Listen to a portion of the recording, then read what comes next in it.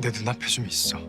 짬을 그냥 쳐 마시라고. 백현우는 뭐, 나 좋아하려고 태어난 남자야? Saat keluarga Hong hendak pulang ke rumah, terlihat ada demo warga yang meminta kompensasi tanah atas masalah yang sedang terjadi pada perusahaan Queens. Di saat yang tepat, Grace menelpon Sonhwa dan memberitahukan bahwa mereka bisa masuk melalui gerbang belakang. Namun ternyata itu adalah jebakan yang sudah disiapkan oleh Grace, di mana di gerbang belakang sudah ada wartawan media yang hendak meliput rencana Grace akan pengusiran keluarga Hong.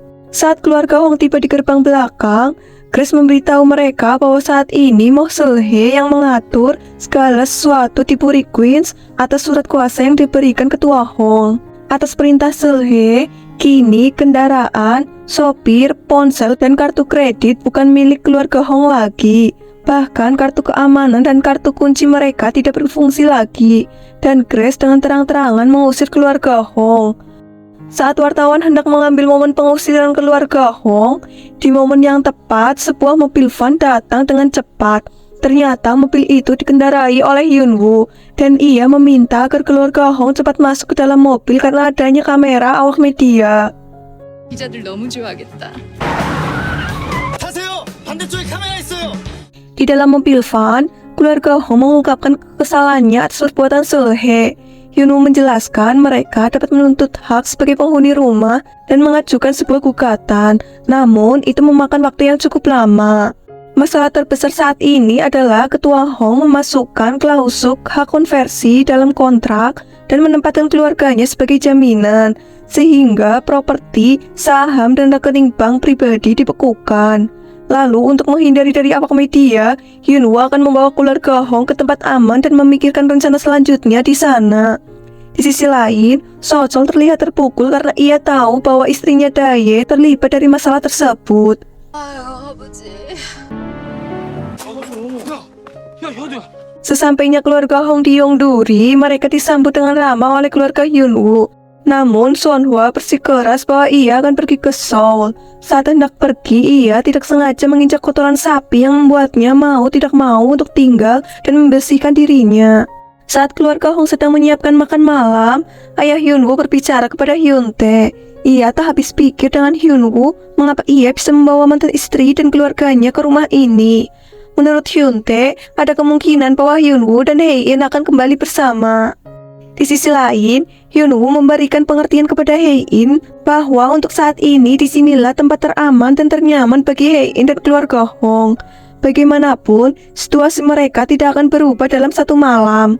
Hae-in pun meminta kepada Hyunwoo untuk tidak mencemaskan dirinya dan keluarganya karena mereka sudah bercerai. Hyunwoo menjawab bahwa dirinya akan berhenti mencemaskannya ketika Hae-in telah pulih, dan memintanya untuk sementara tinggal bersama Hyunwoo di Yongduri. 딴 생각하지 말고 조금만 덜 불행하려고. Sementara itu, Mison sedang membersihkan sepatu Sonhwa yang terkena kotoran sapi. Mison mengatakan bahwa sepatu itu sudah bersih, namun untuk baunya memerlukan waktu sampai kering. Sonhwa lantas memerintahkan Mison untuk membuang sepatu tersebut. Saat Mison mengecek harga sepatu tersebut, sontak ia kaget karena sepatu tersebut sangat mahal. Saat mereka makan malam, ayah Hae-in memuji masakan keluarga Hyunwoo karena menurutnya sangat enak. Di sisi lain, Sochol terlihat pucat dan tidak berselera makan. Ia meminta air putih, namun karena ia tidak terbiasa minum dari cerek, ia meminta minuman bersegel dari pegunungan Alpen. Mendengar permintaan Sochol yang berlebihan, Hae-in kesal dan memukulnya cukup keras. Semua keluarga Hyunwoo cukup kaget melihat aksi barbar Hae-in. Hyunwoo menjelaskan bahwa Hae-in tidak pernah melakukannya itu kepadanya. 짬을 그냥 쳐 마시라고. Setelah makan malam, kedua kakak Hyunwoo meminta maaf atas ucapan mereka saat keluarga Hae-in datang. Hae-in tak mempermasalahkan ucapan kedua kakak Hyunwoo dan memaafkan mereka. Saat Mison mempertanyakan apakah ada kemungkinan Hae-in dan Hyunwoo masih memiliki perasaan satu sama lain dan rujuk kembali, Hae-in menyangkal dan menegaskan bahwa ia dan Hyunwoo sudah tak memiliki hubungan apapun. Jadi Hae-in harap mereka jangan salah paham, antisipasi atau memberi makna pada semua ini. 재결합은 안 되는 거였어. 아씨 불려씨. 우리 집에 왜 와가지고 씨. Keluarga Hong akan tinggal di pavilion dekat rumah Hyunwoo. Sementara itu, Sochol terlihat tak biasa dengan peralatan dan fasilitas yang ada di rumah tersebut. 이게 몇 년 된 수건? Eun-song terlihat marah karena Seulhe telah berbuat semaunya dan mengusir keluarga Hong. Ia terlihat khawatir jika keluarga Hong mencari titik kelemahannya dan membalas dendam. Namun, Seulhe menjawab bahwa Eun-song hanya ingin dekat dengan Hae-in dan memintanya untuk melupakan Hae-in dan tak perlu menyesalinya. Mendengar perkataan ibunya, Eun-song mengingat pada saat dirinya hendak dimasukkan panti asuhan. Saat itu, Seulhe mengatakan bahwa ia menyayangi putranya, namun Seulhe benar-benar menahan diri. Ia tidak pernah ingin tahu bagaimana keadaan Eun-song saat di luar negeri dan bahkan tak pernah menelpon sama sekali. Menurut Eun-song, ia tidak bisa menahan dirinya jika benar-benar menyayangi seseorang. Dan dengan tegas, ia akan membawa Hae-in ke rumah itu bagaimanapun caranya. Lantas, ia menelpon seseorang untuk memeriksa semua hotel dan villa untuk mencari Hae-in. 뭐라고 있을지 상상하는 것만으로도 딱 미치겠거든요. 난 어머니와 목표가 달라요. Di adegan lain, terlihat orang tua Hae-in yang tidak bisa tidur karena kejadian yang telah menimpa mereka. Tak hanya itu, Bom-jae juga menelpon kakaknya Bom-jun dan menceritakan apa yang telah terjadi kepada mereka.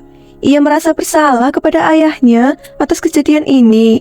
Mungkin semuanya akan baik-baik saja ketika Bom-jae memperlakukan Seulhe dengan baik. Karena Bom-jae memperlakukan Seulhe dengan buruk, oleh karena itu ayahnya melakukan semua hal ini.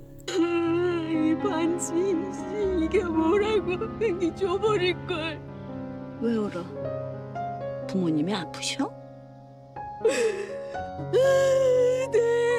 Hyunwoo dan Hae-in saling berkirim pesan sebelum tidur.